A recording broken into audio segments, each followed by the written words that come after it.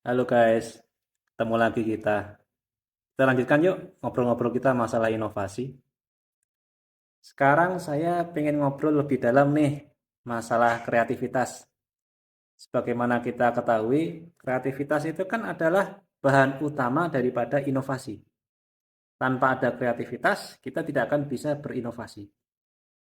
Tapi sebenarnya kreativitas itu apa sih? Pemahaman kita yang mendasar mengenai kreativitas itu harusnya bagaimana sih? Nah, kreativitas itu sebenarnya adalah satu, kemampuan untuk melahirkan suatu ide-ide yang baru. Dua, kemampuan untuk berimajinasi. Itu kreativitas. Kemudian yang ketiga, kemampuan kita untuk memberikan solusi akan hal-hal yang sudah ada. Makanya ada, oh ini solusi yang kreatif. Dan yang kemudian yang keempat, kemampuan kita untuk berkreasi dengan berdasarkan ide-ide kita yang baru, imajinasi kita, dan juga solusi-solusi yang kita miliki. Nah, itu yang namanya kreativitas. Tadi ada 4 hal itu. Ide, imajinasi, solusi, dan kreasi. Sekarang, bagaimana hubungannya dengan inovasi?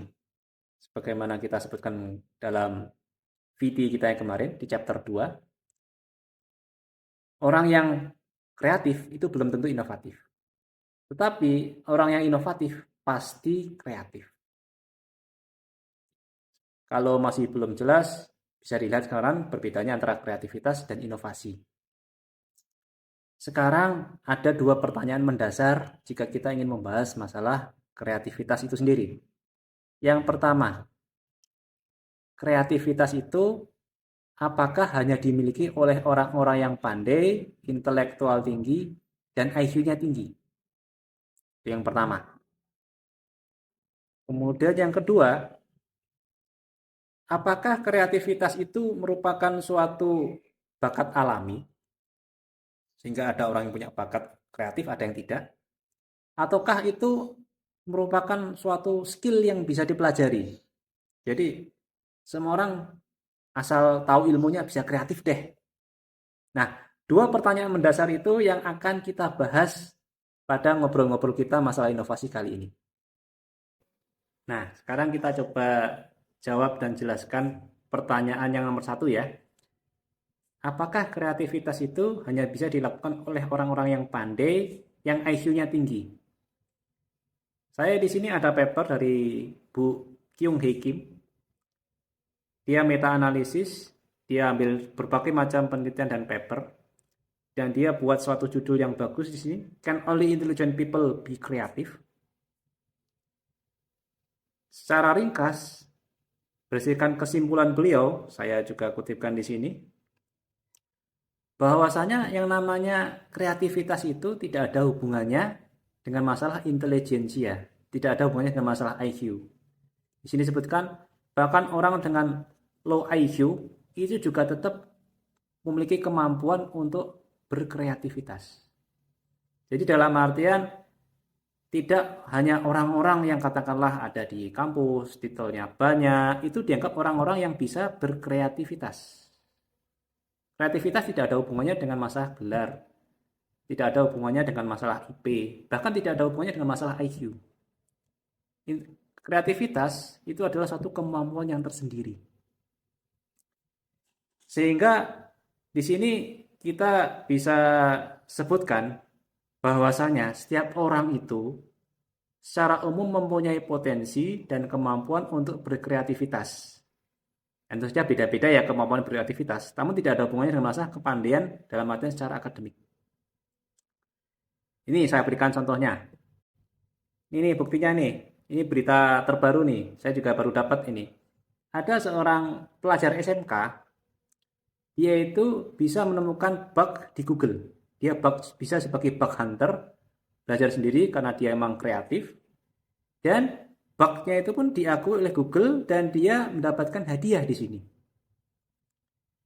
Jadi di sini perlu kita terangkan lagi bahwasanya kalau orang-orang dianggap yang hanya bisa kreativitas, berinovasi itu hanyalah orang-orang yang pandai secara akademik, itu adalah mindset dan pemahaman yang salah. Masing-masing orang mempunyai kemampuan untuk kreativitas dan lanjutkan lagi untuk berinovasi. Ini yang pertama ya, terjawab ya jadinya ya. Nah, sekarang untuk yang pertanyaan kedua. Apakah yang namanya kreativitas itu suatu bakat alami?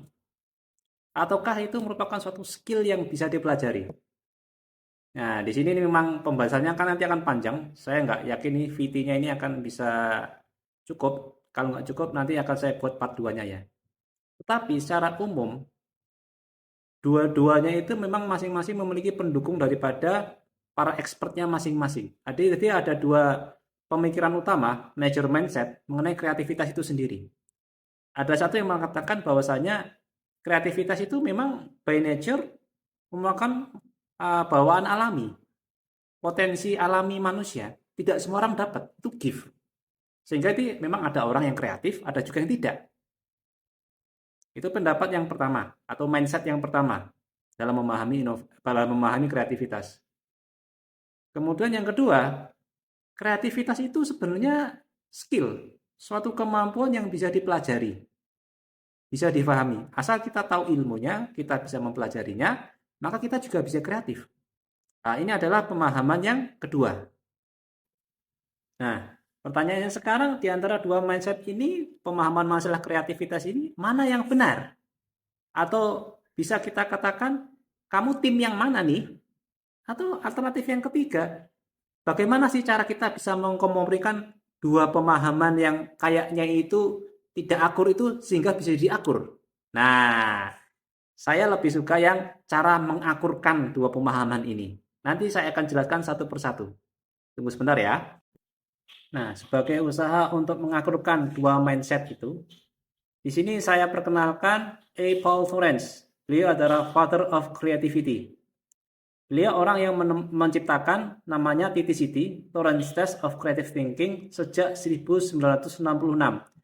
Dan ini sudah dites, digunakan sebagai standar, bahkan berulang-ulang pada waktu itu untuk anak-anak dari TK hingga umur 12 tahun, kurang lebih itu sampai SMA, dengan sampel 272 ribuan lebih. Sebagaimana yang dituliskan oleh Kyung Hee Kim. Ini sebenarnya muridnya beliau. Di sini ada dua poin yang menarik yang bisa kita ambil dari hal ini. Yang pertama, bahwasanya creative thinking daripada anak-anak yang dites tadi itu cenderung statis, dan ketika dia itu mulai lebih dewasa lagi, itu secara umum turun. Dan kemudian yang kedua, karena ini namanya skor, berarti kan tentu saja ada orang yang kreativitasnya tinggi, skornya tinggi, dan ada yang rendah kan? Nah, ini penting untuk kita pahami dulu. Sebenarnya setelah Pak Paul Thorens, Father of Creativity dengan TTCT-nya itu, saya ingin lanjut lagi nih bahas masalah NASA test yang dibikin oleh George Lane ini. Tapi kayaknya VT-nya saya ini nggak cukup nih. Nanti akan saya lanjutkan ya masalah NASA test ini di part yang kedua ya. Jangan lupa ikuti VT kami selanjutnya.